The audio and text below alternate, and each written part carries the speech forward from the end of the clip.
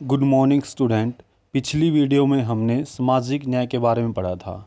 अब इसमें देखते हैं कि सामाजिक न्याय को भारतीय संविधान में मौलिक अधिकारों के अंतर्गत किस प्रकार रखा गया है। हमारे जो मौलिक अधिकार रखे गए हैं 14 से लेके 35 तक हमारे जो मौलिक अधिकार रखे गए हैं, इनके अंदर हमें सामाजिक न्याय की व्यवस्था रखी गई है।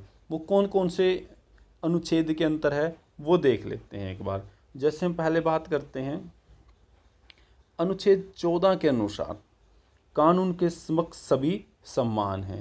कि यहाँ जो पहली बात अब बताई गई है कि जो हमारे पास समानता रखी गई है वो कानून के समक्ष समानता अनुच्छेद 14 में ही रखी गई है। कि कानून की नज़र में कोई भी व्यक्ति बड़ा नहीं है, कोई व्यक्ति छोटा नहीं है, कोई गरीब नहीं है, कोई अमीर नहीं है। इस प्रकार की समानता को संविधान के अनुच्छेद में रखा गया है। और कानून के द्वारा किसी भी व्यक्ति को कोई विशेष अधिकार प्राप्त नहीं है। सभी को समान अधिकार और समान नियम दिए गए हैं। दूसरा देखते हैं हम अनुच्छेद 15 के अनुसार किसी भी नागरिक के विरोध उसकी धर्म के आधार पर, उसकी भाषा के आधार पर, उसके मूल वंश के आधार पर, जाति के आधार पर, जन्म स्थान के आधार पर कोई भेदभाव नहीं किया जाएगा। चाहे व्यक्ति कहीं से जन्मा है, किसी भी जाति से संबंध रखता है, तो उसके साथ कोई भी भेदभाव कानून की तरफ से नहीं किया जाएगा। एक समाज के द्वारा उसका विरोध नहीं किया जाएगा। और किसी भी प्रकार का, चाहे वो दुकान, चाहे वो बाहर सार्वजनिक स्थानों पर जाए, किसी भोजनालय में जाए, किसी मनोरंजन स्थान पर जाए या सार्वजनिक स्थान पर घूमने के लिए कहीं जाए, तो उनका कहीं पर भी किसी प्रकार का कोई विरोध नहीं होगा। लेकिन एक राज्य महिलाओं और बच्चों की सुरक्षा के लिए एक विशेष प्रावधान कर सकता है। मतलब उनके लिए कोई अधिकार नहीं देगा, लेकिन उनके लिए एक विशेष अलग से व्यवस्था कर सकता है कि ये महिलाओं के लिए रिजर्व है, ये बच्चों के लिए रिजर्व है। तो उन पर इस प्रकार की व्यवस्था एक राज्य, एक समाज इस प्रकार के सामाजिक न्याय के अंदर कर सकता है। और राज्य किसी भी पिछड़ी हुई जातियाँ जो निम्न वर्ग से आती हैं, अनुसूचित जातियाँ तथा अनुसूचित कबीले, ये दो दो तरह के होते हैं। एक होते हैं हमारे सूचित कबीले और एक होते हैं अनुसूचित। अनुसूचित जाति किसे कहा जाता है? अनुसूचित जाति वो होती है जिसकी सूचना, जिनका पूर्ण अधिकार संविधान के अंतर्गत नहीं रखा गया, उसे अनुसूचित जाति में रखा जाता है, उन्हें अनुसूचित जाति कहा जाता है। आगे आता है अनुच्छेद 17 के द्वारा छुआछूत को समाप्त कर दिया गया है और उपाधियों को समाप्त कर दिया गया। जो एक विशेष स्थान किसी के लिए रख दिया गया था, अब उनको समाप्त कर दिया गया है। और छुआछूत की कि कोई किसी निम्न वर्ग का व्यक्ति कोई ऊंच वर्ग के व्यक्ति को नहीं छुएगा, इस प्रकार की समस्याओं को अब बंद कर दिया गया है।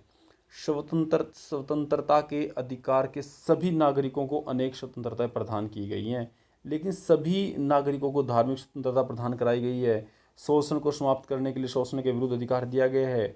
मनुष्य को व्यापार करने, बेगारी के लिए और अन्य प्रकार के श्रम निषेध कर दिए गए हैं जो उनके लिए लायक नहीं है। उनके लिए इस व्यवस्था का उल्लंघन करना दंडनीय अपराध है। अगर कोई करता है तो उनको अब इसके तहत कानूनी रूप से दंड मिलता है। तो ये रखा गया है हमारा 17 के तहत।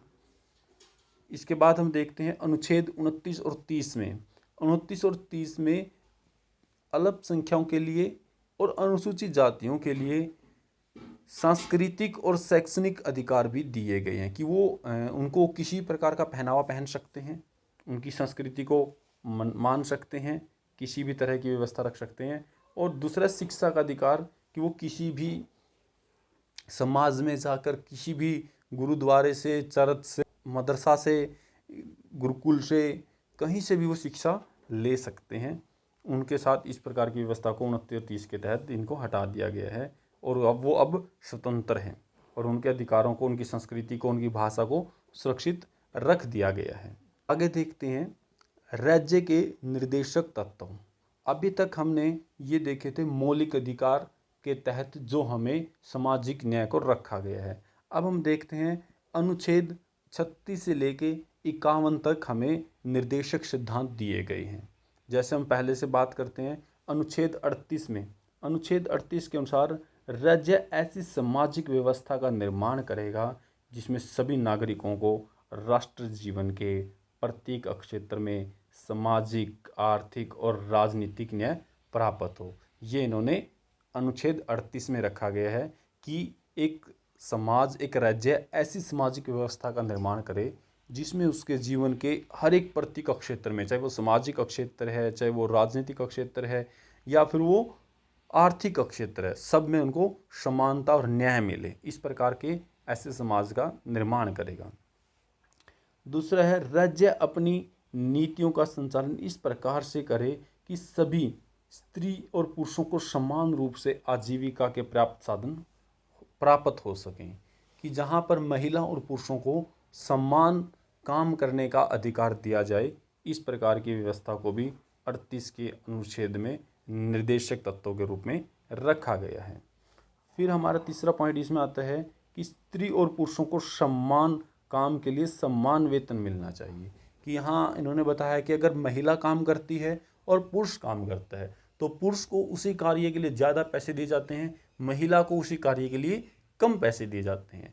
तो दोनों को समान वेतन मिलना चाहिए। आगे है, देश के भौतिक साधन का स्वामित्व और वितरण इस प्रकार हो कि जन साधारण के हितों की प्राप्ति हो।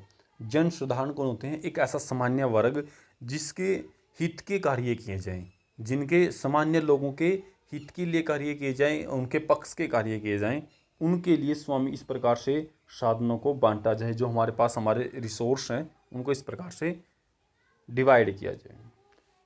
श्रमिक पुरुष और स्त्रियों के लिए स्वास्थ्य तथा शक्ति और बालकों को सुकुमार अवस्था का दुरुपयोग ना हो। कि जो हमारे पास श्रमिक मजदूर हैं या पुरुष हैं, उनके स्वास्थ्य का विशेष ध्यान रखा जाए। उनके जी शक्ति है या बालकों का जो काम करने की अक्षमता है, उनका ज़्यादा से दुरुपयोग ना हो। जहाँ एक व्यक्ति से 8 घंटे की बजाय 12 घंटे काम करवाना, 15 घंटे काम करवाना, इस प्रकार की व्यवस्था इसके अंतर्गत ना आए। फिर देखते हैं अनुच्छेद 42 के अनुसार राज्य न्यायपूर्ण और मानवीय दशाओं के प्रति प्रस्तुति सहायता की व्यवस्था करेगा। अनुच्छेद 42 के अनुसार राज्य न्यायपूर्ण तथा मानवीय दशा और प्रस्तुति सहायता की व्यवस्था करेगा कि वो हर एक व्यक्ति को 42 के अनुसार न्यायपूर्ण और मानवीय दशा की, चाहे किस प्रकार की मानव दशा हो, उनको, और प्रस्तुति होती है पेश करना, की सहायता करेगा कि उनको किसी भी प्रकार की किसी भी दयनीय स्थिति में सहयोग दिया जाएगा। फिर आता है अनुच्छेद 43 के अनुसार मजदूरों के लिए जीवन उपयोगी वेतन प्राप्त करने का राज्य प्रयत्न करेगा। कि जिससे एक सामान्य व्यक्ति जहाँ रोजगार लेता है तो उसका वेतन इतना रखा जाए कि वो अपना जीवन तो कम से कम आसानी से चला सके। इस प्रकार की कार्य के लिए वहाँ पे कार्य करेगा, ऐसी व्यवस्था लागू करेगा। ये 43 में अनुच्छेद में कहा गया है। अनुच्छेद 46 के अंतर्गत ये स्पष्ट कहा गया है, राज्य समाज के कमजोर वर्गों के शैक्षणिक और आर्थिक हितों के लिए विशेष रूप से वृद्धि करेगा। शिक्षा में और आर्थिक हित जो पैसों के मामलों में है, उनमें विशेष रूप से वृद्धि करे और उनका सामाजिक अन्याय और सभी प्रकार के शोषण से संरक्षण करे। जो उनको शोषण होता है, जब उन व्यक्तियों को बार बार ज़्यादा कार्य के लिए उकसाया जाता है, कम पैसे दिए जाते हैं, तो उससे उनका बचाव करे। इस प्रकार की व्यवस्था अनुच्छेद 46 में रखी गई है। अनुच्छेद 47 के अनुसार राज्य लोगों के जीवन स्तर को ऊंचा उठाने का प्रयास करेगा। जितना भी हमारा हर एक व्यक्ति का जो लिविंग स्टैंडर्ड होता है, जहाँ व्यक्ति मजदूरी करके हम सामान्य खाना एक समय का, एक टाइम का ना खा पाता हो, तो कम से कम उसके लिए इतना भोजन तो उपलब्ध ज़रूर करवाएगा जिससे वो भरपेट खाना खा सके और उसकी जो जीवन स्तर है सामान्य एक मिडिल फैमिली का, उसके बराबर ये आ सके। जो अभी तक हमने इतनी संविधान के अंतर्गत जो 2 प्रकार के हमने न्याय की बात की है, कि सामाजिक न्याय की बात की गई है, एक मौलिक अधिकारों के अंतर्गत है, तो दूसरा हमारा नीति निर्देशक सिद्धांतों के अंतर्गत है। तो इनके द्वारा अनेक प्रकार के इन सब बातों से जो हमारे संविधान के अंतर्गत न्याय की व्यवस्था की गई है, तो सरकार समय समय पर इनके लिए विशेष योजनाओं का, विशेष सहायताओं का प्रावधान करती है। जो व्यक्ति समस्त बिल्कुल भी लायक नहीं किसी चीज़ को करने के, उनके लिए एक प्रकार की व्यवस्था यह सरकार करती है। ये था हमारा थर्ड क्वेश्चन, जिसमें बताया गया था कि भारतीय संविधान के अंतर्गत सामाजिक न्याय को किस प्रकार से रखा गया है। बाकी का देखेंगे नेक्स्ट वीडियो में। Thank you.